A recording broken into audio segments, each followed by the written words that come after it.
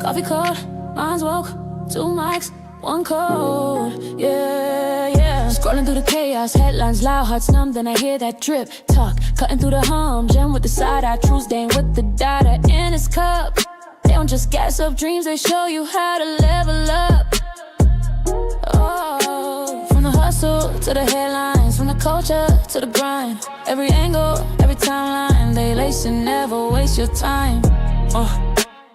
Welcome to the daily drip. Let it run, let it run, let it hit. Oh, tech and politics, stacking common sense. Turn it up, feel it in your chest, clicking. Let your future flip like describe your own ascent. Every gem, every take, every tip. Oh, yeah. They make it make sense. Yeah. I'm tired from the doom feed, faith in rent thick algorithm playing mind games, selling you the same quick fix. Then I catch that real talk about credit scores and crypto slips. Union fights and AI rights, and why your boss be talking slick. Left lane, right lane, truth rides in the same frame. If it's cap, they call names. If it's facts, they fan flames. Oh yeah. Welcome to the daily drip. Let it run, let it run, let it run, let it hit. Tech and politics, stacking common sense. Turn it up, feel it in your chest, clicking. Let your future flip like describe your own ascent. Every gem, every take, every tip. Yeah, they make it make sense. Yeah. From your side gig to your 9 to 5, from the group chat to the bottom line. There's a late night guide through the glitch and grind. If you listen close, you gon' change your life. Change your life. Welcome to the daily drip. Let it run, let it run, let it run, let it hit. Hey, tech and politics, stacking common sense. Turn it up, feel it in your chest, clicking. Let your future flip like describe your own ascent. Every gem, every take, every tip. Our daily drip, they make it make sense.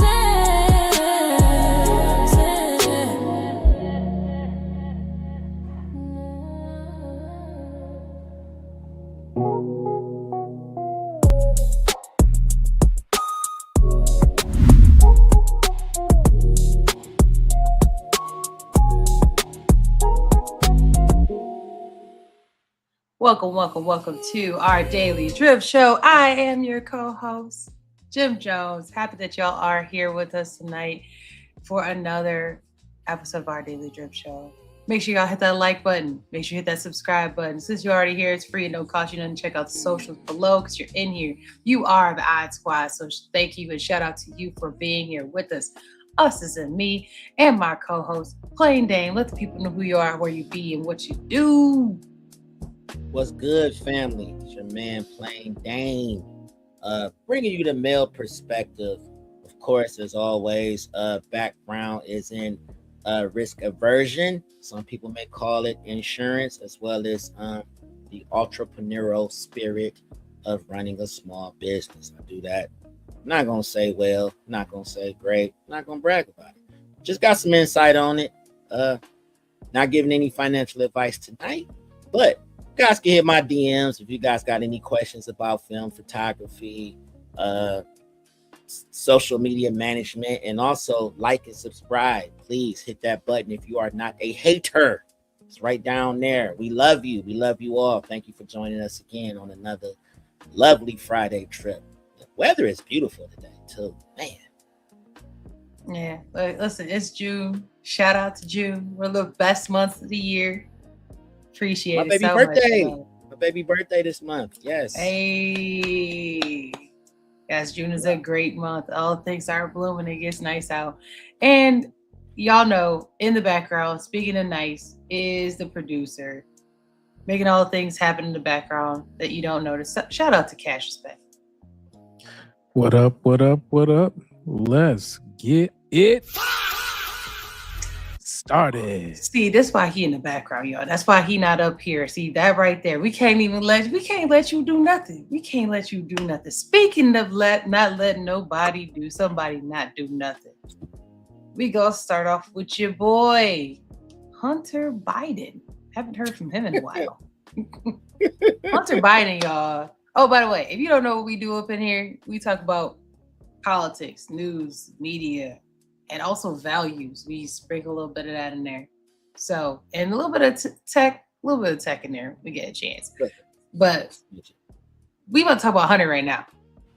Hunter said, y'all gonna stop talking about me. Y'all gonna stop talking about me because I'm clapping back. So your patings, who cares? I want to know how much of that C word you up there hitting that powder before you posting this tweet. Hunter said, man, Before you get started, we're going to shout out Grayson, who said he subbed and liked. Yeah, it's all good. My guy. My guy. Right. Thank you. Appreciate you. So let's talk about Hunter. So Hunter said, man, if you're going to be mean, at least get it right. I did crack.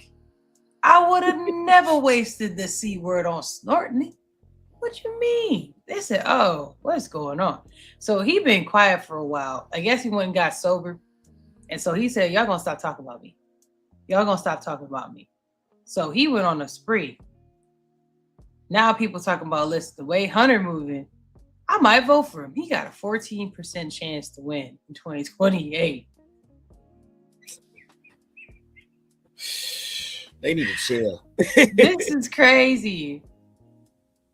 Hunter said, I'm running. So let's take another crack with a Biden 2028. This is wild. They're out of pocket. Someone said, I'd vote for you even if you're sober. I'd vote for you, but even if you're sober, I would require at least one crack joke campaign ad to pledge my loyalty. And that's why he came up with, let's take another crack with Biden. So Hunter said, y'all gonna stop talking about it. You sound bitter for somebody who benefited from a stolen erection. He said, I've never stolen an erection in my life. What's up with Hunter, man? Y'all still dripping the comments. Y'all think that he's funny? Or do y'all think that we need to leave Hunter where he's at and the Biden family? Because we're gonna start talking about political families along with this. Y'all gonna see us a little bit of a theme going on with that. But listen, all I gotta say is this: coming from where I come from, you don't find too many crackheads that are not funny. That's how I know he was smoking crack. They got crackheads got a great sense of humor. Drop some drip if you know a funny crackhead, because there's a lot of them out there. I don't know how many still left. I don't know how many people still doing crack. That's one thing I don't see too much of these days, crackheads. But crackheads can be funny, and he's proven that he has a very, very interesting sense of humor. I guess he said, hey, I can't be embarrassed at this point. You all know what I've been doing. So, like, F it. I'm gonna play along. So Hunter said, y'all gonna stop talking about me. Because we ain't gonna sit here and act like you ain't gonna talk about the Trump family. He said, listen, y'all always talking about my mama. Meanwhile, Jared and Ivanka over there building a private island on protected land, and they mad about that. Don Jr. married Epstein's banker's daughter. Eric is taking an Israeli drone company public for $1.5 billion in the middle of a war with Iran. But you want to worry about me and what I'm doing? Get your priorities together. Now, why is this relevant? Now, in the current political landscape, everything he listed there is up for people talking about. So we'll dabble on that a little bit later. But why we still talk about Hunter, and more importantly, this is the part that blowed me, right? No pun intended. 14% chance. Drop some drip in the comments. Y'all vote for Hunter Biden? Harris 2028 again? Okay, come on now. Please. Come on, man. Please. Can we? This is what I can't stand about people. Just because somebody got a snappy comeback, or they funny, or they say hot sauce in their purse, folks ready to vote for their ass. I'm sick of that type of Gavin? Oh, shit. All right. It's like we just Bring on the losers. Like this, it's gonna be an arbitrage around the neck, and it's not a campaign yet, right? 2024 presidential race shows how expensive, though serious, really is when it comes to candidates raising damn near $2 billion with the Harris and the Trump ecosystems combining committees and then outside money, and it was well above probably around 2. It was 1.9. So we already know it's shadow money with that too. So floating Hunter Biden, Trump doing that as a 2028 possibility is more media stock movement than actual fundamentals though.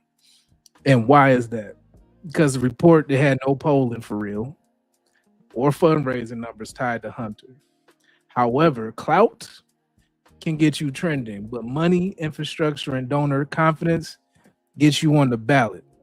So if he floats somebody who, crack, to do that, then somebody else who's an actual formidable, opponent. So, we might as well get what was Dave Chappelle's dude when he was smoking? Tyrone Biggums. Yeah. Vote for Tyrone. Man, if you knowing that, then vote for Tyrone. If Democrats allow him to even survive a damn primary, it says a lot about where the state where we at. Yeah, that says a lot. If he make it through the damn primaries, it's like, yo, this way. Oh God, I don't even want to. It not even makes sense. I mean. You remember when it was see, we going through all this where he did that crack jaw? You remember that when they had to, you do that thing like with his teeth. Listen, like, he ain't denying it. No, how can he? I had fun in my day. That's pretty much. Hey, that's basically what he's saying. People be at with it. Like I ain't gonna deny it. Shit, I get busy. Listen. I've seen so many crackheads talk about the heyday of their crack more than they talk about that more than damn Ed O'Neill playing Al Bundy scoring 3 touchdowns in one game. That's how crackheads talk about the heyday of their crack. The crack they smoking today, dang the crack we used to smoke. Like they brag about the shit because they like, where's the shame in it? You knew I was a crackhead. Yes, I stole your lamps. Yes, I tried to steal your tires. Yep. Because that crack, and I do it again. And if they still had that same crack, I would have never went to rehab. That's how they talk now. So this is Hunter Biden's rich, uber rich version of the crackhead he was. I would have never left my drugs behind. He don't even say crack; he say drugs. Don't you? Because it's too many different types to. I think you guys say rugs, by the way. Rugs behind. Yeah, I don't think you can say the D word. Okay. Yeah, whatever. You can't even say the D word no more. I say I can't say rugs. I can't say racks and rugs. Sounding like Scooby Doo around this. Yes. Yeah, smoking rack.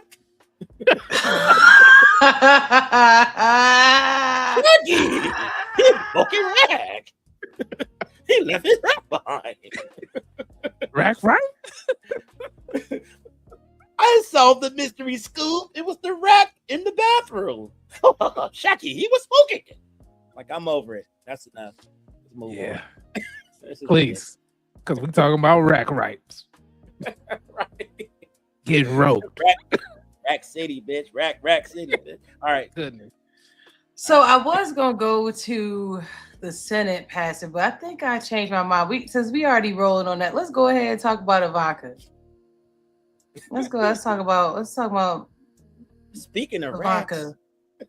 Right. Well, that's her dad. He ain't got no shame. Be like, listen, I don't know what y'all doing in 2026, but that one, boy, which is political Barbie. Favorites, which has been a lot of fun, and I'm working on an incredible project with my husband in the Mediterranean. It's massive in scale. I think that's an understatement. Can you explain? Yes, it is. There's no power on this island. You're building everything from scratch. Correct. Well, it's an unbelievable, beautiful 1,400 hectare private island in the middle of the Mediterranean. We were on a friend's boat and we stopped for a swim. effectively, that's how we found it. We swam to the islands. We went on a hike barefoot all the way up to the top, and we were just captivated. And it stayed with us ever since. And She just said, we got people talking about. Wait a minute. So hold on. Here's the disconnect. I don't know why she came on Al Gore's internet to say this in a time like this. You got people on the internet referencing the bare minimums they should be able to live off of. Like, oh, I bought a potato. I bought rice, a bag of frozen vegetables, right, so it lasts. A bag of some rice. You know, because they don't have any. Why the hell should she care about what the poors think or feel? She should not apologize for her island hopping. Yeah. All I'm saying is, then she gets on the internet and says, we have a beautiful project that's going to scale. I took my rich ass boat, and I jumped into this beautiful blue waters that people will never see. And I swam. So I hit the coast, and then we climbed barefoot.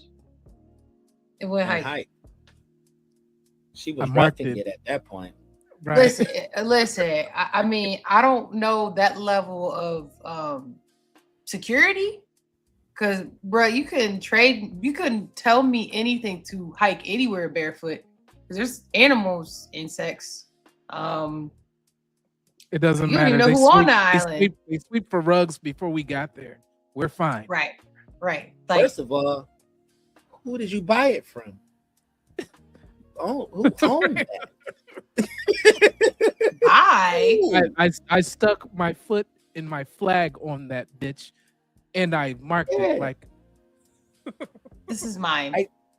I totally Columbused it. Like, ooh, I was like, we specifically went on October, whatever that day was, right, of that year. It's ours. You dug into the destiny and found the price tag and said it's ours. What? So let's continue to hear how she, and look at how she talks about it, like she created a place that was already there. This is unbelievable. But let's let her talk.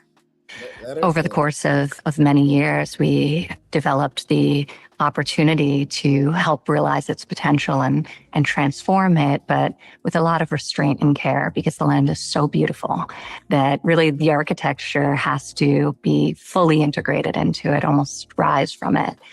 You know, it's not even a business for me, despite the scale of it. We not only the island, but we have 5 miles of beachfront directly across from the island, this beautiful peninsula with a lagoon on one side, the ocean on the other, beautiful white sand beaches. For me, it feels more like a challenge than anything else. The culmination of all of my experience in real estate, all of my travel, a lot of reflection on how I want to live, how I think people increasingly are wanting to live, and trying to really build something that's a tangible manifestation of that. Destiny. She said how people want to live, y'all. Drops will drip in the comments. You living like Ivanka? Yes. Am I being hard? In my head. Now I want y'all to listen. Just think about what we said about Hunter. Somebody asked him about doing rugs, and he said, "You over here looking at me? Why you ain't looking at Ivanka and them? They over there doing the most. You looking at me over here." Drops will drip in the comments. Do you think that baby Biden is deflecting, or do you think that he got something going on with that? I mean, we swimming in Albania and just shopping. There's more. Let's go to another Trump kid. fresh question for the Trump family. Of the president's son, they're backing a new drone company looking to do business with the Pentagon, opening up questions about conflicts of interest. Jay O'Brien has more. Good morning, Jay. Michael, good morning to you. This is a major business move and another in a series of examples of the president's family seeming to intersect with his administration in this case. So now remember what they just said. They said about conflict of interest and it being essentially that President Trump would know about contracts, things coming up and so forth because he's privy to certain information, and the ability to either tell someone or put someone in position to act or be open to understanding that information coming to them. It's like almost equivalent of insider trading is what they're saying, like conflict of interest in this case. So that is why this is a conversation, because would they have been able to back a drone business in this sector for this cause if he was not in the position that he's in? So that is the question at hand. The Pentagon as that war with Iran rages on. Just yesterday, drone maker PowerUs announcing it will merge with a golf course holding company backed by Trump's sons, Eric and Don Jr., and with plans to create a newly publicly traded company. The new company is called... He said a golf course holding fund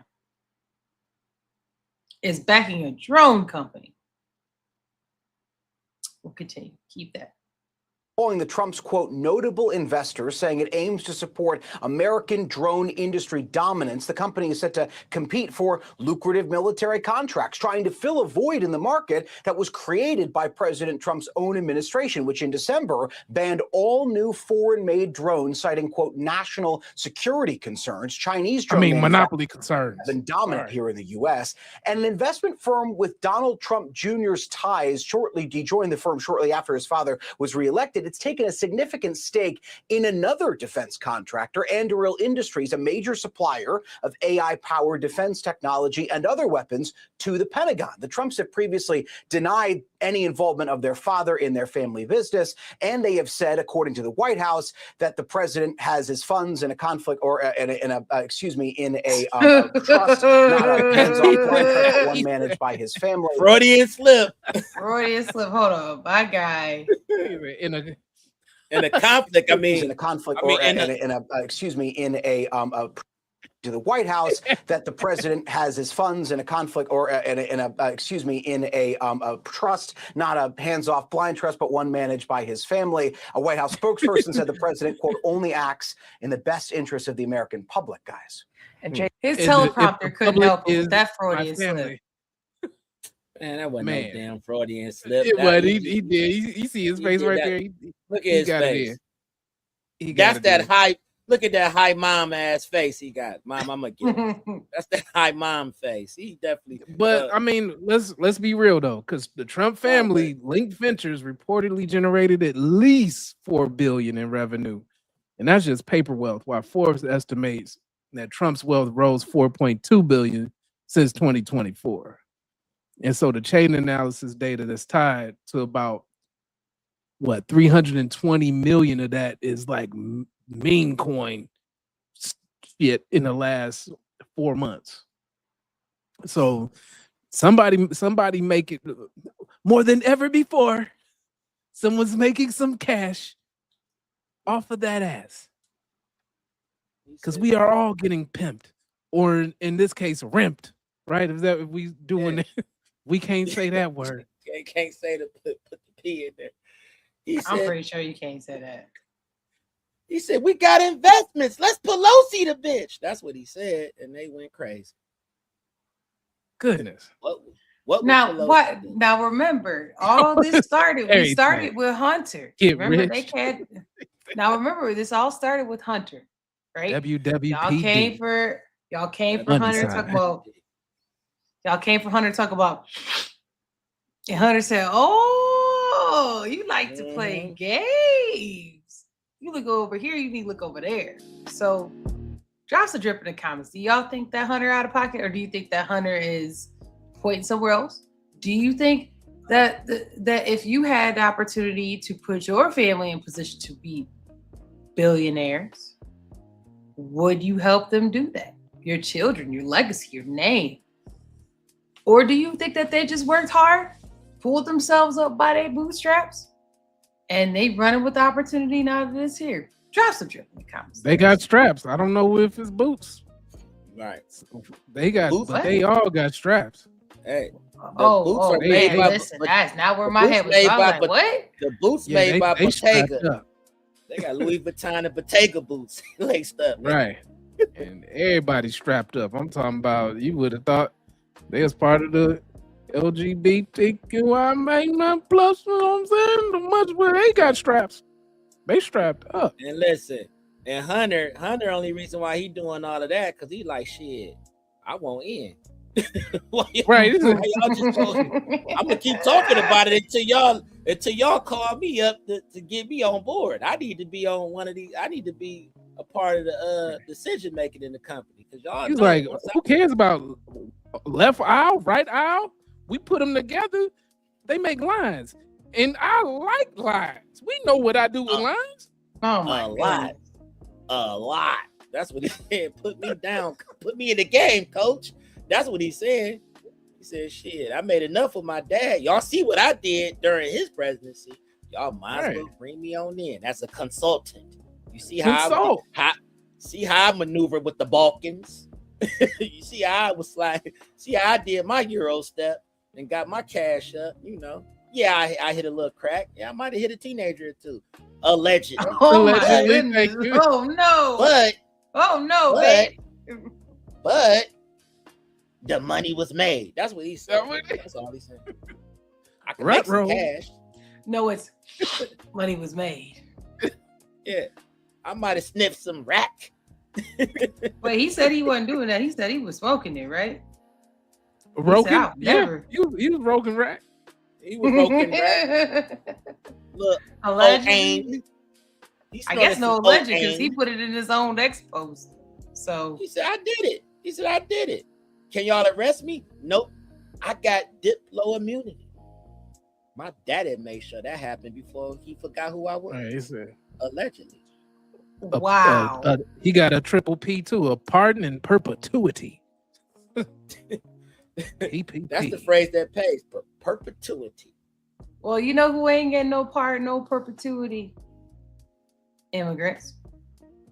Because they said, oh, we got the money. We got that money.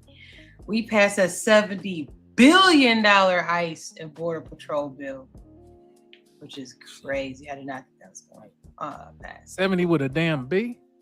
70 billion immigration enforcement package. Yeah. I know that's some of that going towards a hangar on the island. Oh, yeah. So it said the bill and the 1.8 billion to compensate people who claim they've been victimized by the federal government. Oh. I thought that got stopped. They put it in there. Wow. Yeah, Prego, it's in there. That's probably how they got that island, because the Kushner family feel like they've been unfairly attacked. So he said, I would take my money and go grab me an island. Yikes. So yeah. It's pretty bad. I'm trying to see where I'll put in that. So what was the lady's name? Her name is in there, from Alaska. The wider funding measure passed, except with Lisa Murkowski of Alaska was the only Republican to say no. Wow. Which I'm surprised at Alaska. Well, he got a lot of people that are upset about it. But let me talk a little bit about the ICE. I got funding. a video too, so it's up to you. You can go ahead and do that if you would like. All right, I'll do that, and then you can play the video and then let Plain Dane land his plane. But ICE funding is really a priority receipt here. So when I looked at it, the proposed $70 billion with a B for the ICE/CPB package could alternatively cover groceries for nearly 11 million households, rent for 4.5 million Americans for a year, and universal pre-K for 3 and 4 year olds for about 2 years. And all He of said this we is can't do according daycare. to Remember, he said we can't pay for daycare. we can't do that. Hell no. I got That's a bunker to city's build. got to do it. He said we can't pay for Yeah. daycare. And then the bottom line of it is, if Washington can find billions for enforcement, the we broke talk start sounding real selective around here. Vote for May. Remember, it was that dude from Doug? Vote for May. Oh man, I can't remember what his name is. Is it Mayor Quimby? Vote for May. I think it is. Yeah, I think it is Yeah. Mayor Quimby. It's gonna be May. Exactly. Yeah, hey man, it's wild times. I mean, yes, we need to pay some folks, but damn, 70 billion though. Eesh. So I got you. Eesh. So you telling me all of that's gonna go to ICE and some people that feel like they've been victimized. Listen, you better figure out how it's you all can get kind some of of that pork in there. victimized. It's all kind of working there. We got to go and probably comb through it or use AI to comb through it if it's publicly available. I so we mean, can listen. get to the bottom of it. Listen, it was 1.8 billion for the federal government wrong you. And I don't know about y'all, but I feel like anybody who got that student loan debt, federal government might have wronged you with that save plan. Hey, I ain't telling you what to do, but I'm just saying that might not. Listen, there's some things that the government says they could do for you that they are reneging on, and I mean, could that have technically caused you harm? Lawyers, y'all should drip in the comments. Let us know. Yeah, for real. Because it didn't say what you can't put in there for that 1.8 billion. It said if the federal government essentially wronged you, and probably X amount of years, and I don't know. I think that save plan might be it with kind of that was wrong. marketing. You know what I'm saying? I mean, it's false marketing. Kind of like buying. And they told me I could get my cartoonist degree, and it would be all kind of jobs waiting on me, and then anime came. Man, all right. All I know is Jim, get my cash is paid. Myself, this show, and our viewers have all been wrong because in the land of freedom of speech, I gotta say rack instead of putting C on there like I'm a blood. But that's I YouTube. Just feel wrong. That ain't the federal government. YouTube, federal government said we got freedom of speech. YouTube is the one doing this one. I don't know about that. Google. Who controls Google? Ooh. Drop some drip in the comments if you feel like playing Jones have been wrong and cash is lawyers. Drop some drip in the comments and tell me how exactly you can get that off. And my back hurt too after I got the cartoon degree. My back hurt now. I get migraines every time I think about the fact that I'm on a public platform and I gotta say aim and rack. And great. I like using C's when I speak. It's messing up my language. It's creating barriers in my linguistics when I try to get the point out to my people. I feel like I'm being shut down. Your First Amendment rights are being repressed. I deserve 100 million, just a piece, for each of us. You said 100 million. You said 100 million. See, this is why you can't give nobody nothing nice. Y'all just take it. You couldn't ask for it. You can't have Ruth and Rice. We can't have Ruth and Rice. And my growth is being stunted by this. We could possibly make 100 million. Considering if we could just say rack with a C. I don't Instead of making billions, we got to make realions. So this is ridiculous. All this type of ish. You know what I mean? Okay. That's a rock of ish. That's what that is. Okay, we done. So here's my thing. We got all this money to make sure that we can get immigrants up out of here, which is crazy to me. Oh, nah. Is that Joe? Joe, you doing this high horses. Listen, I ain't even make no Harry Potter references. He come pull skirt. Yeah, but we tried to get that degree in Slytherin, and then you get out, and then you can't do nothing with it. I done dressed up in black. I got the eyeliner, and then they tell me I ain't got no job or no rob. Rather. They said I see DC college. That's what they say you're supposed to go to. Then Disney won't even let you in for free. Exactly. Like I'm never mind. I ain't gonna say uniform. what I was gonna say about the cruise. Never mind. I'm gonna be quiet. I was about to get into trouble, boy. You're gonna ruse into a problem. Wow. Make sure you bring a kid with you is all they require. Never mind. Whoops. Yeah, unless you're gonna be expectoral jail time. So here's my thing on that. We'll play the video. My thing is this, like, it's actually kind of crazy that like we that pressed about immigrants that we cool and I have food. Like, I'm just saying, there's people who like listen, there are people that we cut social services. There's social services cut. Well, we pressed about someone who might be, and this is stereotypical. I don't know if they're working on the roof. They're supposed to be here, bruh. Ain't no roof. You ain't got no food. You ain't got no job. Like, Uncle, your priorities are messed up. If somebody want to do manual labor, worry about yourself. Y'all worry about the wrong stuff. Now you got all mad. And your kids moving back in your house. We talked about the inflation. You talking about you want grandkids. You ain't gonna get none. They can't afford to get out your house. Oh my goodness. Go back to our last episodes, y'all. Why are you looking at me like that? I'm just listen, billions of dollars for Border Patrol is wild. Is there that many?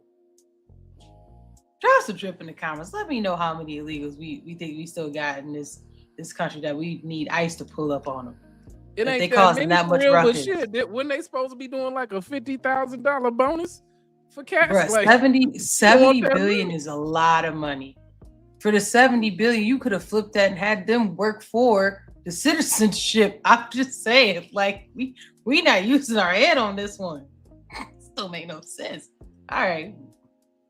The Senate passed legislation to fund President Trump's immigration enforcement agencies this morning. The $70 billion legislation funds President Trump's immigration crackdown for the next 3 years. It now goes to the House for approval. The final vote came after Republicans narrowly defeated an effort by Democrats to stop President Trump from creating a $1.8 billion fund to pay allies claiming they were persecuted by the government.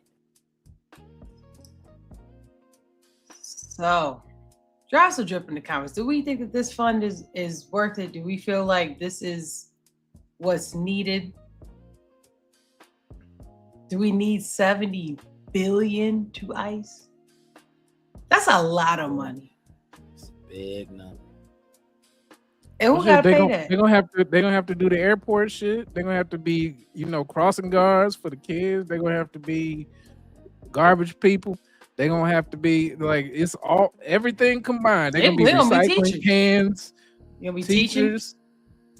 Like, it's gonna be one big ass catch-all. Listen up, children. Right. Sit your asses down right now. Give me your ID. I believe the children are the future. You can't say C. You can't say C. Sit down. Sit down. Don't make me deport your ass. Sit down. Sit down. No. Sit the I'm gonna lay you down. Or I lay you down. That's how they Officer Junebug, sit your ass down. You didn't raise your hand. Like, yeah, let them do everything. The delivering bus drivers, post office. Yeah, I mean, I guess that's the fun you want to use it for. Yeah, all them 50,000 bonus. Yes. We doing that. Yeah.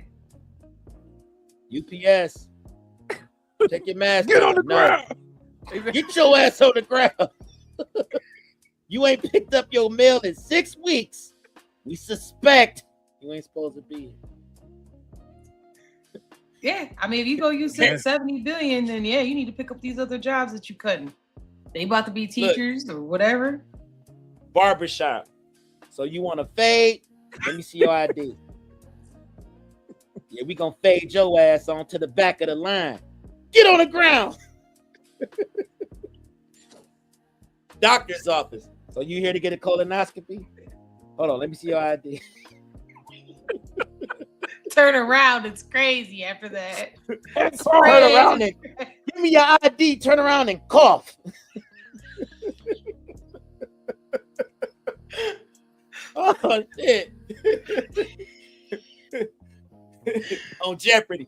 Yes, I'll take drug enforcement for 200, Alex. Rug. Wait a minute. Give me your damn ID. Before I answer this question. Alex Trebek, give me your ID. Get your ass on the ground, Alex Trebek. Let me see your ID. This shit's expired. I'm taking you to Alcatraz because you your ass going to the Gator Gate. That's the drip in the comments. Do y'all think that 70 billion is what? But you know what? That's not a bad idea. They're gonna have to do everything. If you pass the money, then everything. they need to do everything. Yeah, then you need to do everything. Yeah, that's you right. I'm against this. I'm against it though. Like this is just ridiculous. Like we just letting anything pass. And you know what? If you gotta wait, Jim Jones, did you order an Uber? Nah, I ain't ordered nothing. Get your ass. Give me your ID, cause your picture came up in our database. Get your ass in the car. I'm taking you to your destination. Gator Gate. I got a Uber Black for your ass. Get one of the Waymos. You go right to jail. I got an Uber nightstick for your ass. Get in the back. It's gonna be doing every job you can think of. At 70 billion, why not? Shit. For real. They're gonna be like, man. So what you do on the side? Domino's Pizza. Like, it's just gonna be just that mask on there. So cleaning the streets, even paving the streets. Y'all gonna be out there doing construction. Everything. Yeah, go do that construction. Everything. Go out there and do that. Yeah. All right. And move along. We gotta move along because that's I'm gonna be your public defender. Get your ass down. Well, listen, you know who ain't gonna have you doing that? Hungary, because Hungary said, "Listen, we not even going through this with y'all. We not gonna issue work visas to people from 3 countries starting today." Like, why you decide you better be out of June 4th? You better have your ass out of here. It's crazy. By June 5th, we pulling up. So Prime Minister Pete Magyar delivers a speech to take oath. And he said, listen, we will no longer issue work visas to employees from the Philippines, Georgia, and Armenia. Now, what I don't know is what did they do specifically that you feel like? Now, it says they wanted to tighten up employment opportunities because their concerns were that they were pushing down local salaries. H-1B anyway. But foreigners account for just 2% of their workforce. But in services like manufacturing, they're heavily reliant on foreign workers. Interesting. Okay, so I'll talk about this a little bit.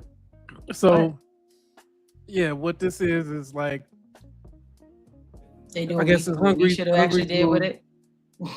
No, I mean, because it's instead of a scalpel, you doing sledgehammer work, and the economy is surgery.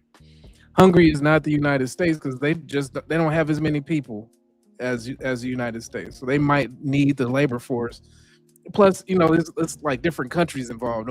We only got someone above us and some below us, and then everybody else that wants to come here for a better life, right? But the visa move is like labor economics, but in street clothes, if you think about it, because Hungary is stopping worker visas from Georgia, Armenia, and the Philippines. But foreign workers are only 2% of Hungary's workforce, so it's really we'll say performative in nature, right? Because the services and the manufacturing still rely on them.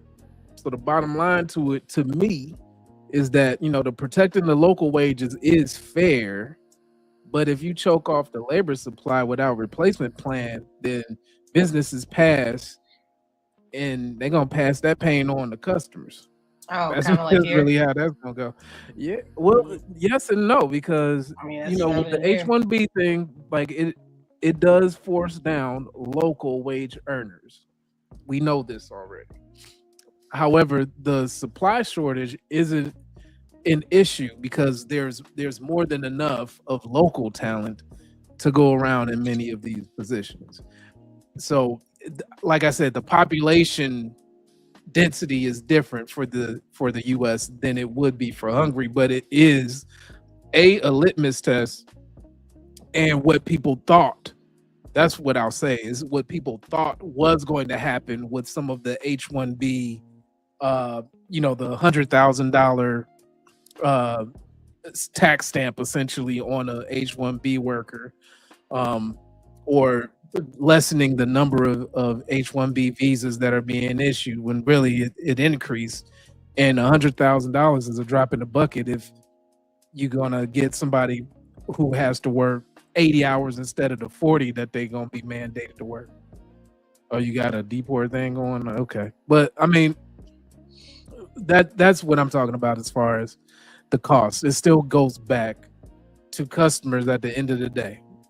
So a business is going to try to shoot down to the least common denominator, to the lowest price point for labor, for services, maybe not services sometimes because that's a different type of write-off, but definitely on labor, because that's going to be your highest cost.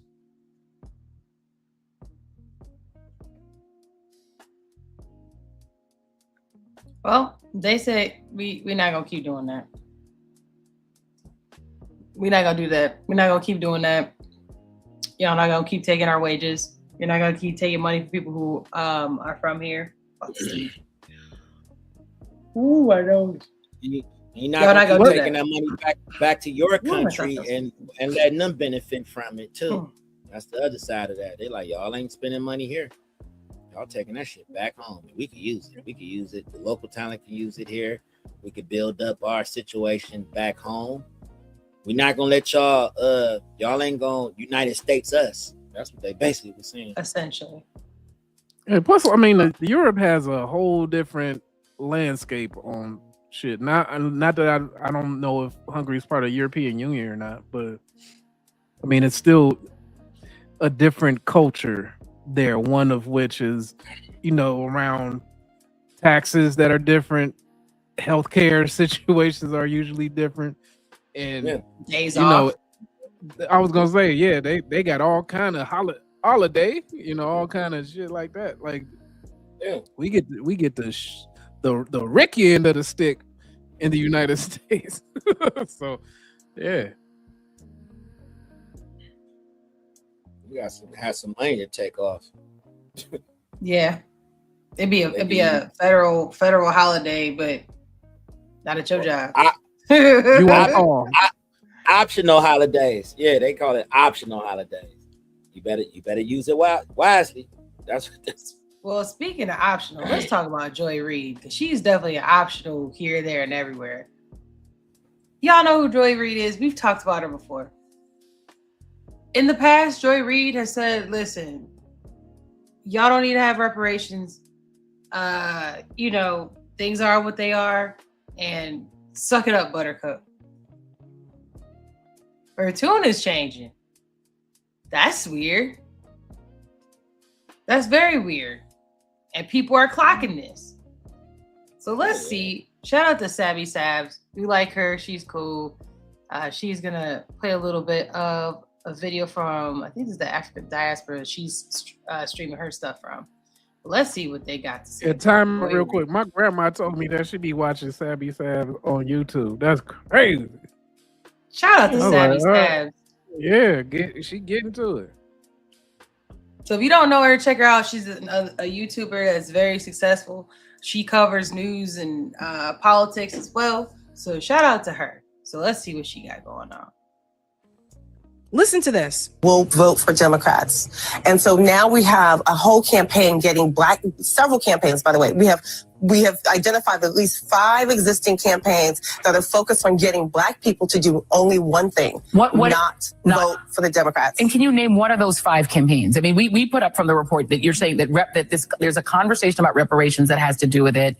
There's a criminal justice conversation. Yes. There's an immigration. Go on. Mm-hmm. reparations, immigration, and Now let's stop this. This was, I think, at least 6-7 years ago. And based off this report they had at the time, okay, now we get to see what survived the Thanos snap. So ADOS clearly didn't survive. Blexit didn't survive. So why is this relevant?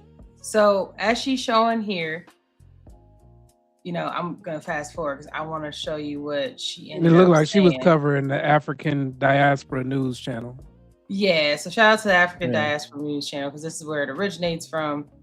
And so attention fitness we'll continue down what happens here because remember, the point of this is the Democrats had a message originally. Let's see how much this message changed. These are key, important issues to our community.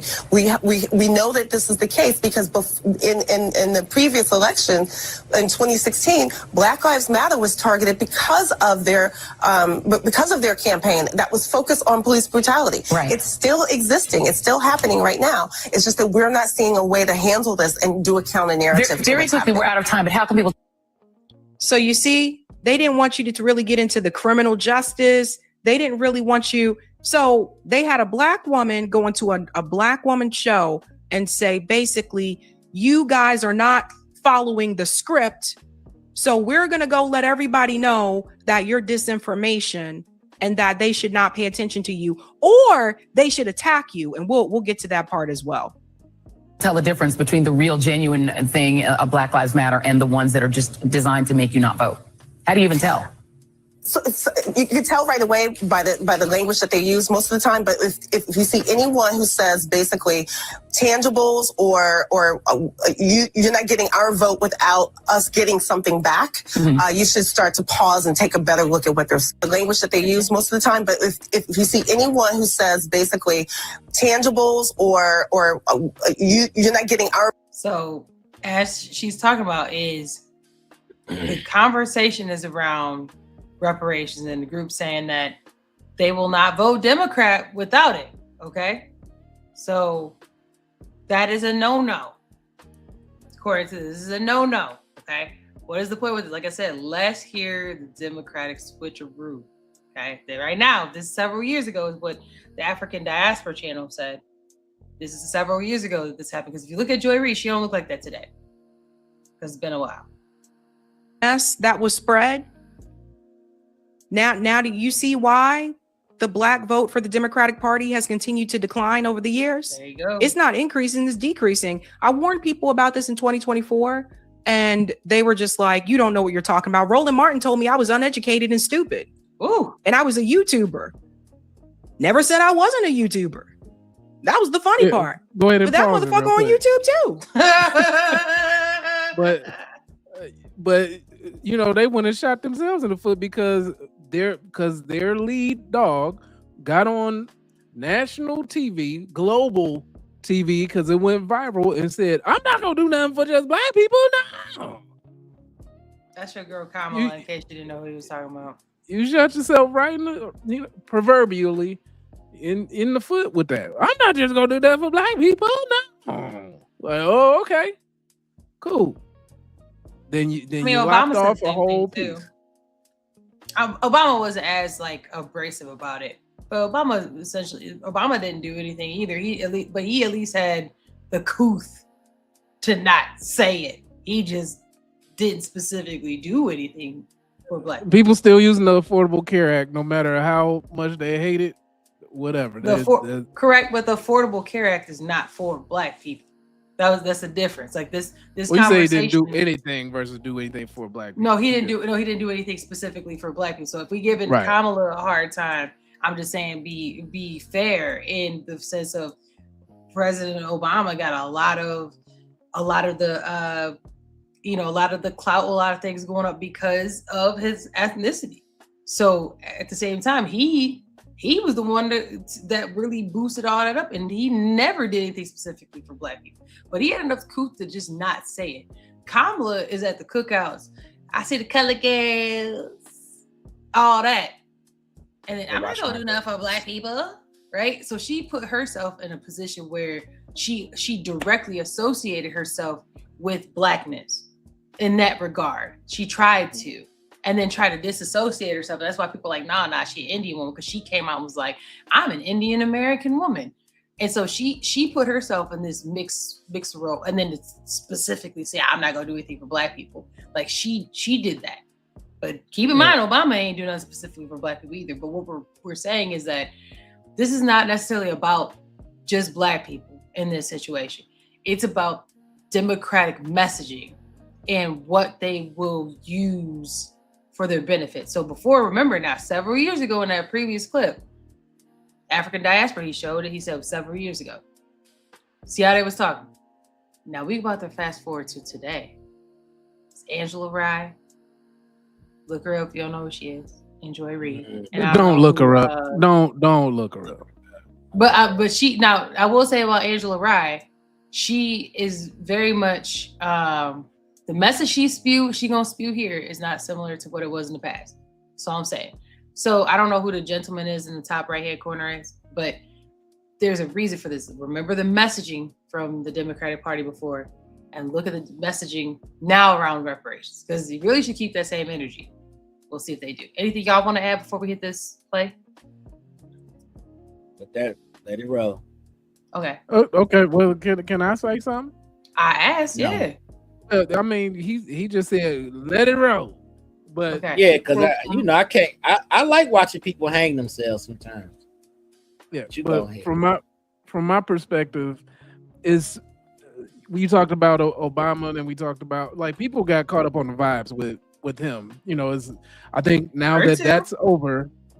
Yeah, kind of. Her too. I'm saying this is her too. It was more that it was the first in history. Blah blah blah. Blah. Everybody's talking about that. Not to mention the person he was going against was, wet paper bag when it comes to the differences. But from that perspective, people are now like, they're too hungry to be on vibes now. Like, it's a different ball game. People got all the voters that were young at that point. They are now hungry, and they need to vote for whatever they need to vote for. You got people that are just coming in of age now that can't get a job. Like, Gen Z is beyond 30% when it comes to coming out of college and not being able to get a job right now. So people not voting for vibes at this point. They voting for their lives. Oh yeah. Season it, salt, pepper in the water, step in it, you're cooked. People cooking themselves. Talking about these so-called Democratic candidates. A lot of them, man. They've gotten so arrogant with the voting base that we just gonna use buzzwords, and that's gonna get us across the finish line. We're not even gonna really run for it. It's just getting pitiful. Well, now they're doing the switcheroo. So let's hear the sentiment in current day. And now that we know, I think that it's really important for us to act on the information that we have received. Now that we know that a president can, without Congress, without going back to Congress, because who knew? There's a fund that Congress has pre-appropriated, as you will know as a former congressional staffer, that's... Pause. So Joy actually tells on herself here, and she also exposes Angela Rye. That's Angela Rye right up there. For those who forget, Angela Rye got into it on The Breakfast Club with Jill Stein and Butch Ware when they appeared on there for their 2024 presidential election. And Butch Ware and Jill Stein basically let Angela Rye have it, because she was just basically like, what you're asking for is a pipe dream and da-da-da-da. But now she on here on the show agreeing with Joy Reid about the same thing that Butch Ware was advocating for. And actually, I actually saw that one. She actually was massively disrespectful to Jill Stein. If you get a chance to go see that, like, you can look that up, because she was actually really disrespectful to her. Is Jill Stein a Democrat? She was an independent. She was a Green Party, maybe? That's all I'm saying. She was a Green Party. I don't care. You still don't be disrespectful to somebody. That's what I'm saying. She shouldn't even be platformed. Matter. As disrespectful as she is, period, across the board, with anybody that don't share the same ideologies as her. Like, and then she just be loud and wrong as hell too. like on top of that. Like, God, like really? Like that's why I'm like, don't look her up. Just look at her. So we'll continue this a little bit more. See what they have to say. I'm gonna fast forward. So and then we'll stop, wrap it up, and go to our next segment. If you're not using a business travel, but keep in mind, like I said, Joy Reid, remember what they said several years ago, and now look what they say now. Sits there in case there are settlements that the government needs to make, so they don't have to keep going back to Congress every time. Donald Trump has now tasked his Justice Department to dip into that settlement fund to the tune of, and you gave me this information, $1,776 in order to give reparations to the insurrectionists. Well, now that we know, sis, the next time there's a Democratic president, I don't want to hear anything about them not being able to do reparations. I don't want to hear it anymore. Okay, so now that we understand the uses of power, we get to apply to that too. So the next time there's a Democratic president, we don't want to have a commission. We don't want to have Congress do a study. We don't want anyone to do a study. You are going to start issuing reparations to the descendants of African, formerly enslaved African people, to the Tulsa survivors' families, to the families of the survivors of every massacre that has taken place with the government of the United States that is standing aside or participating. Because now we know that we can do reparations. That's not we. So, you're not in that. What? No, Joy. Angela knew that. Yes, she did. I knew that. Angela Ben knew. But she was trying to protect Kamala Harris, who was her friend, not just someone she was supporting, who was also a friend of hers, she said. She said that on the Breakfast Club to Jill Stein and Butch Ware. Yes, she did. But what's happening, Joy? Because when those same groups that you were saying was disinformation, they said that. They tried to tell you that back then. They were disinformation. They wrote whole articles about them saying that they were Russian bots and all this shit. I don't know if everybody remembered this, but I remember it. They went after those groups, targeted them, okay? But now you're saying the same thing that they were saying then. So now because you're saying it, now it's not disinformation. And here's the problem that I have with this. I don't have a problem with people changing their mind on said issue. What I take issue with is the fact that she never apologized for the way that she smeared those groups. Till this day, Joy Reid never issued an apology to ADOS. She never issued an apology to FBA. She never issued an apology to those same groups that were demanding reparations. And now here she is over here with us, the little folk on the YouTube side of things. And now she see what it's really like to be over here now that she's not a part of MSNBC anymore. And people are still asking and demanding for something for their vote. And their girl Kamala lost, because if Kamala would have won, this would not be a conversation. It wouldn't. So we'll cut it there. Also, she talking this French as we. Now, if you go back to our video, we got a video about Joy Reid. She talks about education and how the Republic of Congo paid for her father to come here. And they also sponsored her as well. And how foreign students are such a big part of the education system, the Harvard and Yale and all these other places, sponsored by the other governments. So who is this we? Because baby, if anybody ain't gonna get some money, that's you.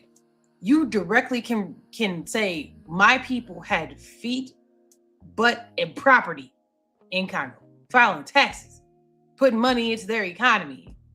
You are not from here. You're not even a generation removed, not from here. Now, some of us might be able to go like whatever back to maybe figure out some stuff, but your grandma probably still there. She's still alive. Right. So you ain't a part of this we. And my last part on that is take note of the switch up when somebody needs your vote. No matter which side you vote for, like when I believe in this, and all of a sudden, no, we can do this over here. No. If you was about that life, you would have figured it out. Y'all be the first one to talk about, if a man love you, girl, he gonna figure it out. So if they want your vote, they figure it out too. They keep the same energy, baby. Even on the other side of it, people who voted for Donald Trump, they're not getting all the stuff that he promised either. But the key is that they can. She made it sound like it was impossible in the beginning. That's all. Don't just take that for what it is. All I'm saying, they're telling you that, but they expect you to vote. Hold people accountable at all the levels. And the reparations conversation is about as old as it's been around even before. It's been around, and people are like, we're gonna get it committed to meet with another committee to talk to that committee about the committee and what the other committee gonna do when the next committee come in after the last committee that we've been putting. Like, y'all never planned on doing anything. Y'all like, yeah, we gonna look into it. Slush fund. Let's keep it going. They could care less about all of that. Meanwhile, everybody else, you know, the natives of a island we've never heard of, who just so happened they canoe brushed up against the shores of Alaska, they get a check. You know what I mean? Like, it's just always been the case. And at the same time, who the hell gonna pay for the reparations? That's the other conversation. But they could find money. They definitely could find some money. We see that. I mean, it's 70 billion now. I don't want to hear nothing about no money. Nah, because I just, you know, I'm feeling, you know, Joy just thinking she about to get a check to get her. We gonna pay for her next phase. We not paying for your next phase. We not paying for your next hair dye. We not doing none of that. Get that YouTube money like we get. Yeah. That weed, nah. Go back to Europe with that wee shit you keep talking. But this has nothing to do with you. All in the Kool-Aid, one invited to the barbecue. Get your ass out of here. Now, Angela Rye, I don't know what part of the melanated circumference of the situation she gonna get a check, but you know, it's somebody, you know, was in slavery. She probably get a check. So she like, yeah, but you ain't getting one. Hell no. If she get a check, we wait for her outside of the check cashing place. Because no way in the hell she get a check and we don't. Or when we do, she benefit from it. I don't think so. I mean, I don't know what her you know, lineage is, but to me, like, you knew about it, you ain't saying nothing. So I mean, you're the one who knew about it, but you the one who knew about it. It's crazy. There's other countries that are also vying for reparations in various statutes with other countries as well, including, you know, France and goodness, who are the Dutch? Wasn't that the Ghana? Dutch are, Wasn't they talking about they were she better dip in the King Leopold fund, not this one. You better take your ass back to Africa and see how much they made off, how many billions been made off rubber, and see how her family was treated during that situation. Or diamond, I mean, dip into that but fund. then the French, they got reparations from the countries they colonized. Well, Exactly. So she better go back over there and buy for that shit. Go over there with that wee. And just do lay reparation. Y'all take your ass over there with that conversation. Say lay reparation. Yeah, lay reparation. Like, no, hell no. You don't get none of this. You ain't put in on this, Smokey. Yeah, I mean, it's crazy to me that, and we can move on after this. Y'all act like y'all didn't know something. You didn't even try, is I think the hard part. Like, now Trump did it, and you're like, oh, well, wait a minute, we can do that. Trump like, oh, y'all are dumb. How y'all ain't know? Of course you can do that. I'm the president. Well, I mean, they doing the blitzkrieg. I mean, that's really what's going. Like, we gonna shove it in. We gonna see if it hurt, and then if it don't hurt, they don't say ouch. Then we leaving it in there. Oh, that's perfect. That's a perfect segue. So speaking of leaving it in. Speaking of leaving it in, we gonna go ahead and segue into actions have aftermath. Cause your boy, Damian Lillard, he left it in. Allegedly. And now his ex-wife about to take it out on him.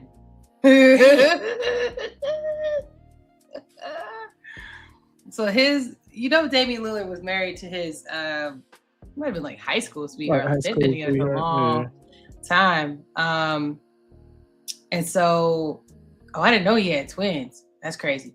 So they got married in 2021. He filed for divorce. Said there was irreconcilable differences in 2023 after he got traded to the Milwaukee Bucks. So she been trying to seek sole custody of the kids, alleging he he was hurt and everything, so probably going through some stuff with that. I ain't gonna make no what you call it for the young man. Well, here's the problem.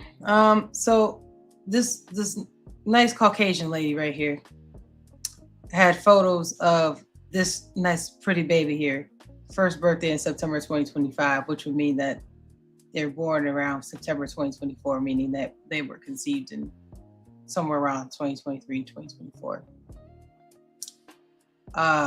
My dude was not divorced yet. So okay, so what's he trying to get? She said, I want all communications about them. Messages from the moment he knew he was the dad. She also wants a paternity test, signed NDAs, photos, all of it. And this lady said, nah. Reason being is that this gives her ammunition to be like, nah, I'm gonna get that sole custody. All because you leaving it in and you ain't pull it out. Drop some drip in the comments. What y'all think? Do y'all think that this is another form of men discrimination? Do you think that Damian Lillard should have had more, be disciplined? You getting caught up in the feelings part of this. Or do y'all think that his ex-wife is just bitter? She got that 5 head, boy. It's all way to get a bigger bag. She's not gonna go for it. Yeah. Look at that squat down. Check her out. All right. I mean, Dame's situation is why privacy is an asset, to be honest, though. Because Damian Lillard is tied to, reported 3-year, $42 million Portland contract. And the subpoena issue involves requests for messages, photos, and any NDA connected to the alleged child situation. And that's according to the Shadow League. The bottom line on this one is when your personal life enters discovery, the bag is not just earned on the court. Guess what? It's protected off the court. All right. Moving on for me. You got any plain name? I got about as much as he got for that ex-wife. Nothing. Get her ass out of here. So you think that she just trying to get some money? Hell yeah.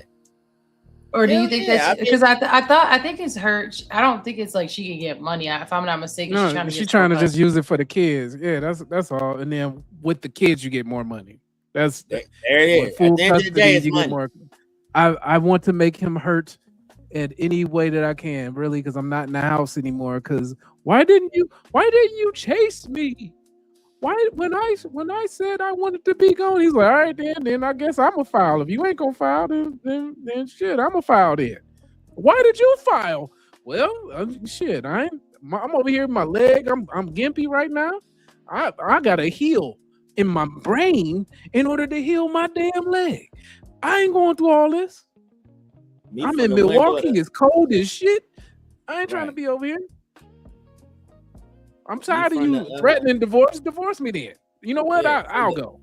I'll go. From the balcony of the master bedroom in the palatial castle, I'm like this. And he proceeded to do a rap battle or whatever. He'd be doing. He be rapping and shit. I'm a menace and a robber. Yeah. So it. Bye.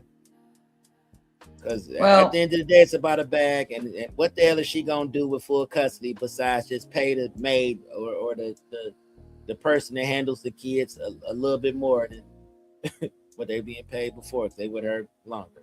at that point. Yeah, because even if the kid is here, she just don't want that bitch to have any more money than what I'm gonna have for those kids. I'm gonna get it. I'm the first. Boy, does she got some hips on her. All right, let's keep it moving. So we're gonna go to rewind and rethink. All right, y'all. So I'm trying to figure out how we can segue into this.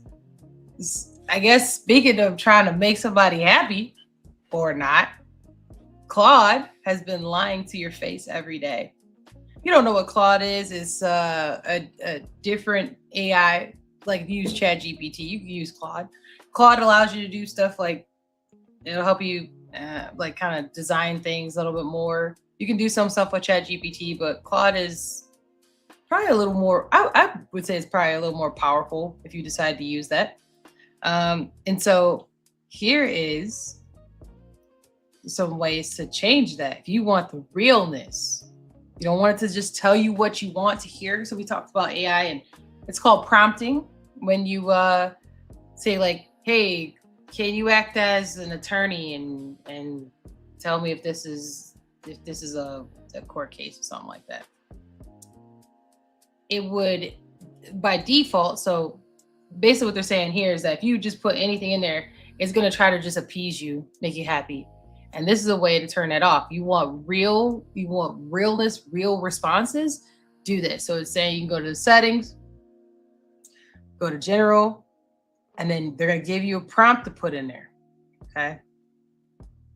Because the goal is to get answers that are more clear, more careful, and easier to trust. Because remember, you can't trust it if it's trying to appease you. So if you use this prompt right here, you are not my assistant. You are my advisor who happens to be smarter than me. It's going to give us some rules. That's a lie. First of all, you already starting off wrong, but keep going. Listen, it's trying to give people a simple prompt to start. No, with. it's trying to get people to be advised instead of using it as a mirror by already starting off wrong on the first prompt. You are not smarter than me. You have more access to information than I do on a ready, but you are not smarter than me because you didn't provide the data. There are humans that provided the data. You just so happen to be able to coagulate the data, collate, if you will. Continue to number 2. This is just so people are able to have a prompt. Okay, they got to get all. I have a right to disagree because I don't want people to be mystified by parlor tricks. First of all, they should be mystified by something that doesn't have a heartbeat. Like, I have to laugh at that. I'm just saying, like, it's crazy work. All right. So, anyways, if you want to use this prompt, it gave you a couple of them. It starts with saying, like, you know, what it wants, how we want to approach the responses. It's basically number 2 is asking you to basically tell how accurate does it think that it is. The third prompt is telling you, like, don't appease me. The fourth one is saying, you know, give me a alternative to what I said if there's another better way to do it. The fifth one is saying, give it to me straight, essentially. The sixth one is saying, don't try to butter me up, be real. The seventh one is saying, be direct. You don't have to sugarcoat stuff. And then afterwards, it's supposed to stop flattering you and point out holes and like trying to help you look at things rather than trying to appease you. That's the point of this. So Drops of Drip, you didn't even give me a chance to even ask you if you felt like this is real or if you felt like this was essentially propaganda to prompt the way that maybe Anthropic wants you to. But you didn't even give me a chance to even do that. You just hopped in. I disagree. All right, bro. Shit. Prompt 7. Let me know I look ugly as hell. No, let me stop. So what do y'all think? Do you think that this is a way for the creators of Claude to essentially still kind of steer you into what it wants you to think? Or do you think that this is a good opportunity for people to prompt with? Well, Cash Pay kind of already said what he thought. What do you think? No, I didn't say what I think. I said what I disagree with. I didn't say what I thought yet. Okay. What do you think, sir? I think that this is essentially what she's talking about, searing in a belief system that you should be able to use, quote unquote, this tool in order to be your life advisor, which that part I do disagree with. Does it have access to information? Yes, you should be able to discern information that comes, just like when you call, granddad, what do you think about this? Granddad has quote unquote wisdom from lived experience. However, you take what you take and then you throw away the rest. That's how that usually works. But I've seen people go down mystical rabbit holes with information that they would swear up and down is right. It just sounds right. It is not accurate. And then that leads to other issues. So if you're going to place this as your next belief system, that is what I have a fundamental issue with, because it is a tool. You got to bring that down a more level. than that. Young man, you got to break that down one more level. Don't believe everything that you read when it comes from this. If you make a prompt, you're going to always have to trust but verify the information. You're going to have to go to some, because it's supposed to give sources with the information that it pulls in. Check those sources. Are they Reddit pages? Are they other areas that aren't, we would say, viable for journalistic reasons and all that? That's what I'm getting at. As a person that uses technology on a regular basis, who uses these AI tools on a regular basis, I do not provide more leverage than what's necessary. I do not give more clout than what is required. Does it help me do some of the things that I do quicker? Yes. Some of the things that I would be doing in Excel anyway.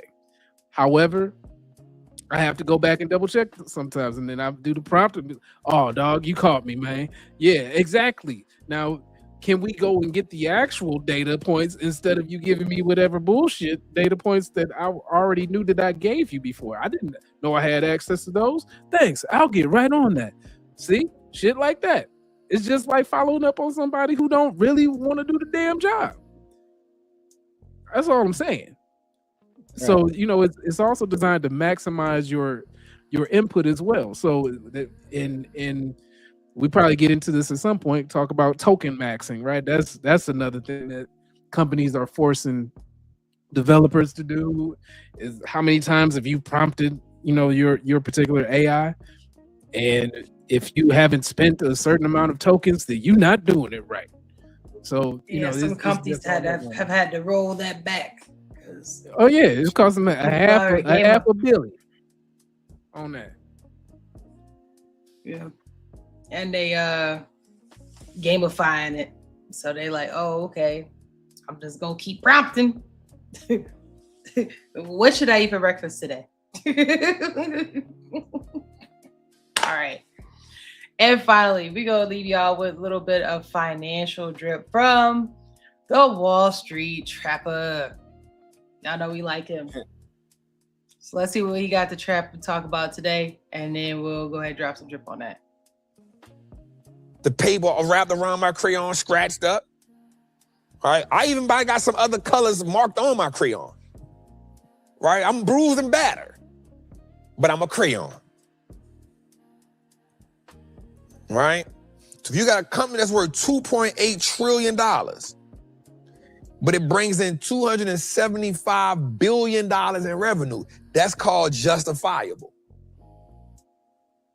I could justify 2.8 trillion by 275 billion. That's a 10x multiple.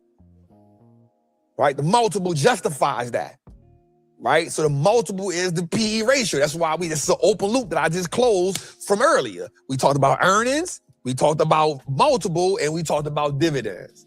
Right? So now you got a company that's about to go public at 1.75 trillion with a T. to even 2 trillion with a T, but it's bringing in 18 billion in revenue. That's watch this. That's 1,000 times the multiple. Now, who is he talking about?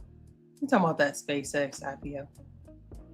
So just to give you a little bit of context, that's what this is in reference to. So I'm gonna keep it cooking. Y'all want to interject anything before I hit play? There's a couple more coming down the line too, because they all waiting. Everybody's waiting. NVIDIA except for today, as of June 5th, but it went down a little bit. But as of right now, NVIDIA is one of the most valuable companies in the world, and it's because of AI activity, and some would argue circular investments, but people trying to get in it before the bubble pop, because people are starting not to believe in AI as everything that it was soaked up to be. Is it the next Betamax? Is it the next Laserdisc? Is it the next mini disc? Right? We'll have to figure that out. But until then, we're gonna make sure that we get this money. We gotta get this bag.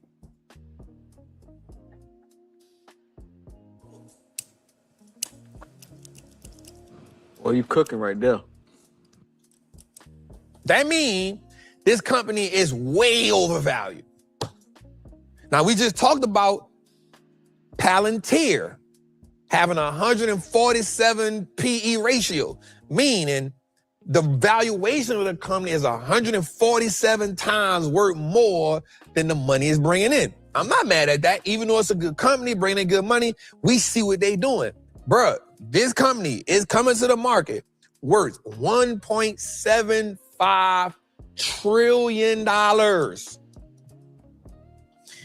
In 2025, it brought in $18 billion in revenue. Bro, I'm not about to get smoked like that. Y'all hear what he's saying? So let's just let's just do some basic math. You're evaluating yourself into the trillions, and you've only ever made in the billions. If this same company would have walked into Shark Tank, they would have walked right on out. Wouldn't nobody make no deal. All right, explain stepped on to the game for those who are, not in the know, and we're gonna break it down in hood terms for what this potential IPO is. You asking plain name, or you asking me? You know for damn sure I'm not asking you. I was gonna say, I hope you asking him. See, what's his stepped on? You ask. You don't know what stepped on mean? I do, but not in hood terms. Go ahead, you got it. It means to stump on someone. That's what he said. That's what he said. That's when the purity of a product is being diluted for the sake of making more money. In hood terms, man, they put a lot of baking soda in that, dog. It don't hit the way it should, but we gonna make this money. Exactly. So in this case, what Joe was talking about, which is not financial advice, is when it hit the market, they gonna sell it like it's blue magic. Definitely not, because reality sets in when you bought soap. When you go ahead and you go in these rugs that you rugging on, you don't feel nothing. All of a sudden, what you bought, you mad. You trying to go get your money back. But guess what? Everybody getting their money back at the same damn time. And guess what happens? So just be careful on this. Like what he's talking about, please don't believe that hype, because this ain't that. This ain't it. Everybody need a bailout right now. I heard about the jobs report today. It said we've gained 172,000 jobs in May. He said that inflation went down. It's the lowest it's ever been. That's what he had to, man. Listen. He doing a lot. He said it's the lowest it's ever been. Like, bro, what? Gas still high. Huh? Where? He really got off there and said that the inflation is as low as it's ever been. Because I said so. Right. He like, what's the homie from Moana? I told you we got the strap. We got the strap. Who was the Rock playing on Moana? That's the type of time President Trump on. You're welcome. he killing me, man. He said, inflation's down. You're welcome. You're welcome, bitches.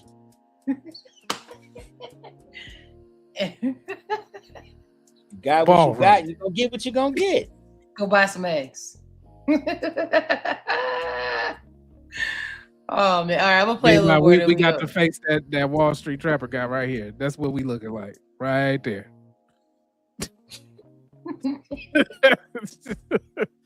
Just like that. You're not about to smoke me like that.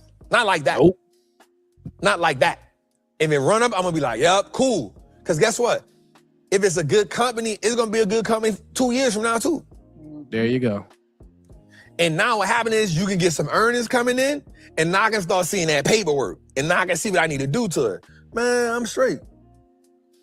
Now, if you won't be smart, you just go invest in one of the space ETFs, UFO, NASA, Mars. You put your money over there, you get exposure to the whole space industry, because they're gonna put SpaceX inside of those. All of those space ETFs gonna have SPX inside of it, and now you can make your bread. And then once it becomes the company it needs to be, then you can say, hey, I got it. But you keep saying, I won't get in it early. No, I won't get in it when the price is legit.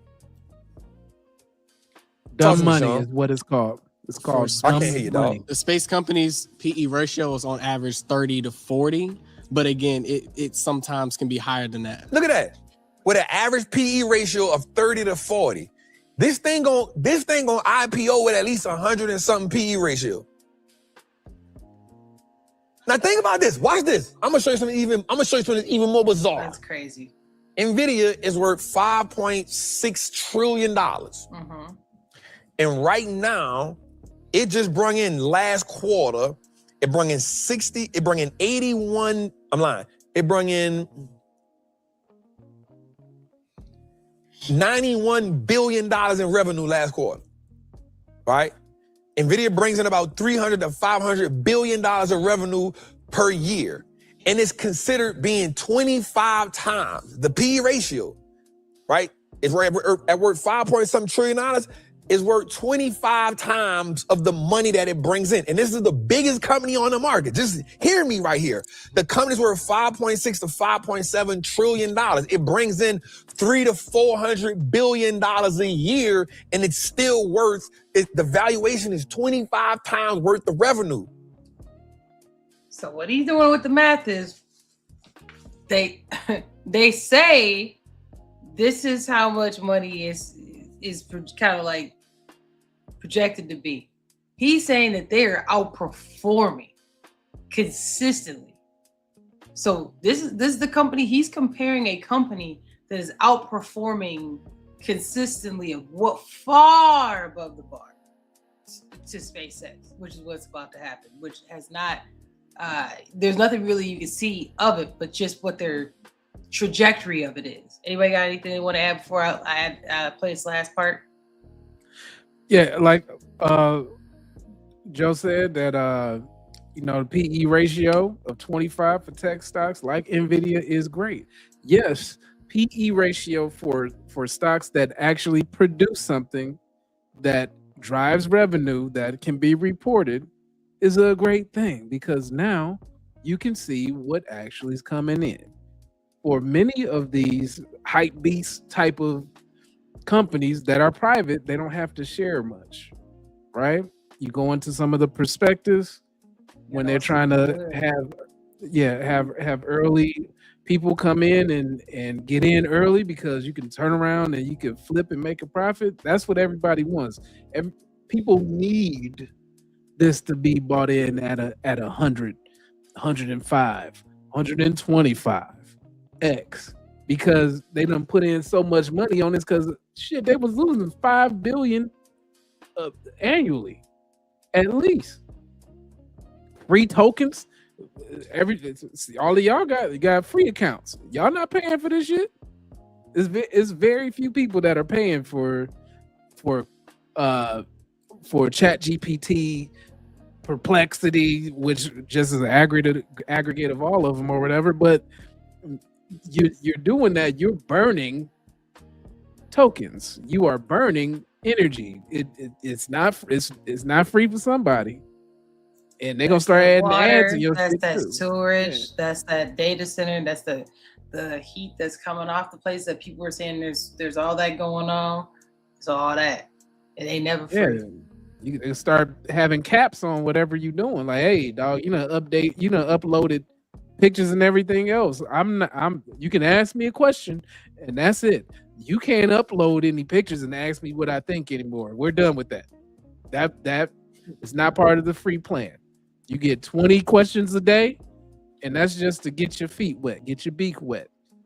You need to be paying for this $200 a month plan because that's what you need in order to get anything popping for real. You need $200 a month.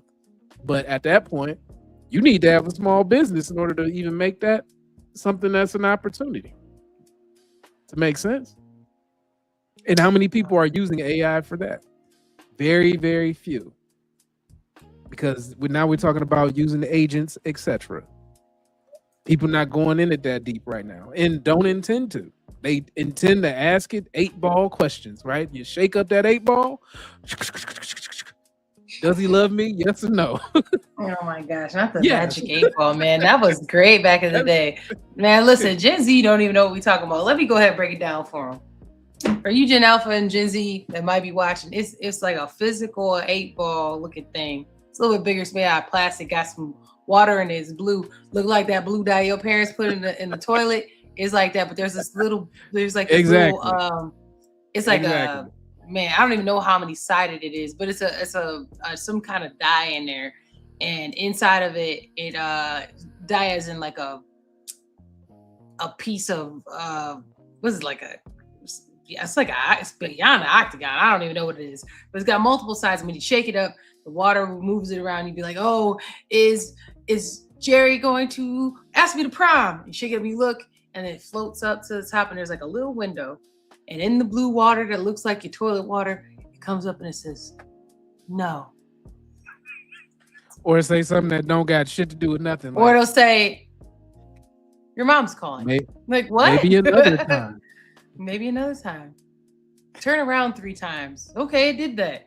Guess I need to ask it again. Yeah, Try like again. it's check that. Like check that out. Like, you know what? That's a nostalgia game. Next time, people. All signs point to yes. I like that one. I remember getting mad at one of them and throwing it and hitting somebody in the head with it accidentally back in the day. Playing Dane, did you have behavioral issues as a child? Yes, I was very oppositional defiant. Of course. Oh no, he didn't diagnose himself with ODD. I could have not gotten here if I played by their rules. Take that comment up off of it. Right, because if that was the case, shoot, I wouldn't be here either. You gotta defy the odds in order to that's the whole get point past. of it. That's the whole Hey, point. that school to prison pipeline is a real thing. I used to shake it up. Will I go to jail? Highly likely. God damn. Right. Boom. Because you asking the wrong questions. You're supposed to ask positive questions. You know, does she like me? Does she fancy me? No, I'm asking, hey, is they gonna run up in such and such house today? More than likely. Hey man, you might want to go do something. Don't come into school today. Don't come into school today. According to the 8-ball, they're gonna catch you with an 8-ball. You might want to right. Catch you with that brack. Right. Is this an informant? So I'm gonna play a little bit more, and then we're gonna go ahead and get up out of here, y'all. This company is worth $1.7 trillion and they bring in $18 billion. Bro, what are we talking about here? But what it does for the space is going to be phenomenal because you're having one of the biggest, IPOs that we ever seen before, if not the biggest. So it's going to validate the space. It's two different things right here, what I'm saying. It's going to validate the space, but now it still got to make the money. What do I mean by it's going to validate the space? It means because they going to IPO, it makes the space more important. It makes the space relevant now. Right? Why does it make the space relevant now? Well, because now they're saying, oh, well, if this company's worth $1.7 trillion and, you know, you got to put 1 million people on Mars, and then Amazon is sending people out of space, and then, oh, well, we might really be going to space at some point. So now it validates the space. And I say, hey, we're gonna get these, you know, it's supposed to be cold out there. I don't know. I've never been out there. It's supposed to be cold out there. Hey, we're gonna build some data centers out there. Why? Because they understand this AI stuff it's about to crank us. This AI stuff about to crank us. They need energy. They need water. The people in Georgia just used 29 million gallons of water. Woo! 29 million gallons. They gotta find a way to make that work. So you know what their only option is? Hey, let's just go out of space. That's how they think. That's just colonizers being colonized. Ooh. But I don't want us to get sucked up in that. You gotta let it roll, which makes sense. I don't want us to be like, oh man, I'm about to get that SpaceX IPO. Here's the thing, bro. Let that thing report some money. If it run up, let it run up. Ain't no big deal. But let it show you, hey, because the market, one thing the market gonna do is gonna adjust. The market gonna say, watch this, excuse my language, or they full of shit. So guess what he's doing now? Merging. Hey, we're gonna merge Tesla with SpaceX. Why? Because now he ain't, that dude ain't dumb. You know why he want to merge? So now we can justify the valuation. Now I can put Tesla money with that money, and now that I'm or lack thereof. Or lack thereof. So drop some drip in the comment. No, but also what happens with that is the rules are different for SpaceX because he has shares in he being Elon, where he will always have a controlling interest in that company and essentially can never be voted out. So you just at the whim of whatever is going on there. So if he pulls in all of those companies, including Tesla, and so it's essentially it's just one big giant check. So what Joe says is, no, the rules they're changing for SpaceX are going to invalidate a lot of the space. I usually agree with this guy, but he's off on this one. SpaceX and the AI IPOs will ruin a lot of people, which is true. The thing is that if we were going to be on the Cybertruck hype beast, that was a little while ago. I think they passed the opportunity because now it's you have wax and wane. So now it's waning a little bit that water is going out to shore because people have already seen what we'll say the ruling class they've already shown their hand. AI is going to replace your jobs and you're going to be happy about it. And people booing the shit out of them at commencements and everything else. Shout out to our video before. Yeah, so I mean, saying AI is good as the new twerk before the diploma. No, Joe, I didn't interpret it as that. No, he's talking about Wall Street. He's saying that I didn't interpret what he said as that because I interpret what he said was that we will see if it will validate the space. He was saying don't buy it. He said I wouldn't buy it. No, he's saying that he's basically saying that all publicity is good publicity in the space. It's going to create hype, which is going to make everybody at least inquisitive about AI stuff. I thought he literally meant like literal space, like when he was no, validating the space endeavors. I took it as like he was talking about literal space. He started talking about all of that. Okay, the space. Talking about AI stocks in general. So you know that's what he's saying, and people because everybody was like, well, Tesla made a lot of people rich when it came out, and people got in early, etc. This isn't that car that people can put their hands on. This is not it. This is rich people and government got to back that to make the money. Somebody else get in office, your stock about to be boo boo if they don't believe in it. Well, if they dismantle Space Force, what if they say, you know what, that's done? Well, that's not going to be dismantled. But what will happen is what everybody's afraid of, which is what states are already doing: litigation. It is oversight. It is parameters that people are putting on artificial intelligence and what it can and should not do. How the lethality of it when it comes to military space, influence. People are suing because people are unaliving themselves and being, and allegedly having all types of conversations leading up to it.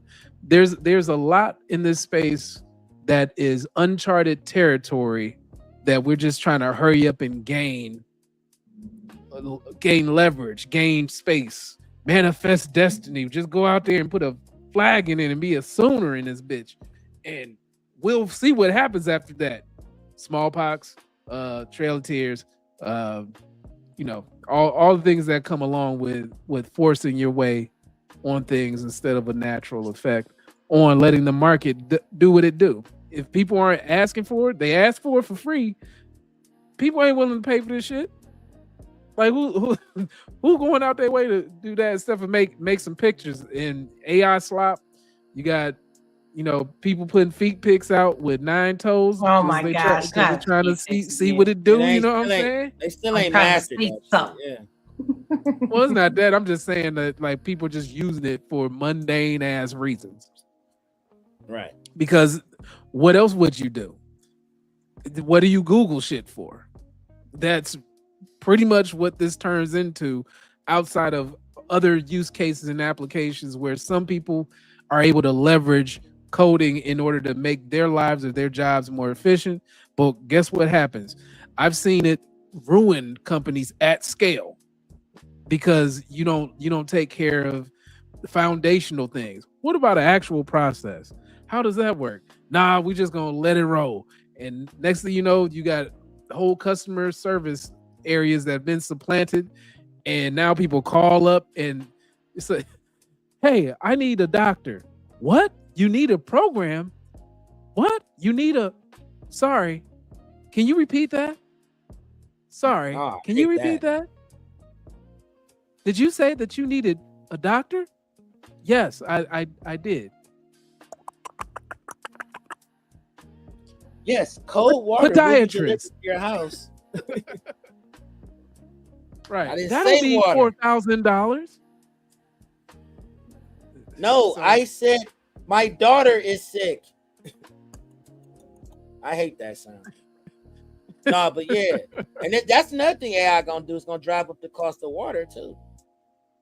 Oh yeah, you're already paying for something that should have been free in the first place. It's already driving energy up in a lot of these cities, like electric bill. Check your electric bill. What's going on? You think they paying for that? You think they go pay for that? No, baby, you paying for that. Right. They're going back to the future on that ass. They're going 4,000 gigawatts. Great Scott on that ass. Because they are getting to it. And you're going to have brownouts and blackouts. So if you live somewhere hot, be ready. You live somewhere cold, be ready. You live near water, hopefully you do. If you live where there's only groundwater in the well, good luck. If it's just well water. Because guess what? What? You need to breathe? Methane? Oh, yeah. It's there. It is not cow farts. It's a whole ass engine turbines right out in your backyard. Well, y'all, that's enough for tonight. We appreciate y'all pulling up. I know, right? You went all the way with it. I'm like, let me wrap this up because he's going down. Man, I got depressed once he went to cow farts. I was just depressed as hell. I'm like, damn, that's so sad. Look at these guys. Right. So drop some drip in the comments, y'all. Let us know what y'all think. Hopefully a little bit of just that drip on the IPO, let y'all know a little bit. We touched on various things tonight. And, if you haven't hit our community page, make sure you go do that. We got a lot of polls. We'd like to know what y'all think. If you have not hit that like button, go ahead and do that. You're not subscribed. I don't know why you're not. So go ahead and hit it. Both those things are free. Make sure y'all tell 2 people you like and someone you don't. You won't regret it. I am also tired. I know, right? I am your co-host, Jim Jones. Along with me is my co-host, Plain Dane. And in the background, we got Cassius Pay. We'll see y'all every Friday night with that late night drip around 11:30 EST PM on Friday nights. We'll see y'all next Friday with that late night drip. We'll see y'all later. Peace. And that's my man Joe. Oh my goodness. And shout out to our newest contributor, Grayson. Shout out to Grayson. Grayson. Thank you for the like and the subscribe. Thank you. Appreciate you.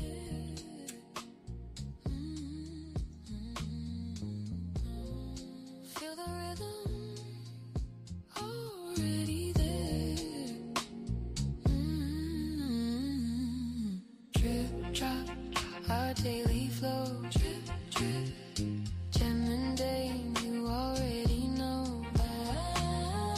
Drip, drop, watch the city glow. One more time, let's take it slow. Skyline kisses the moonlit tide.